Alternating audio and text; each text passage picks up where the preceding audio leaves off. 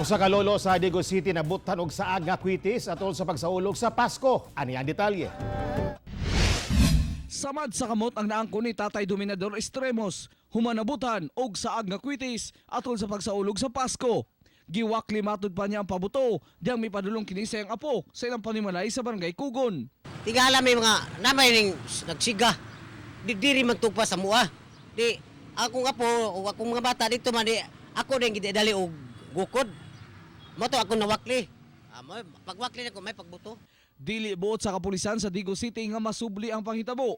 Hinungdan nga ilang kumpiskahon ang mga susamang pabuto kay bawal kini. Meron mga intelligence tayo, marami tayo na confiscate na mga kwitis.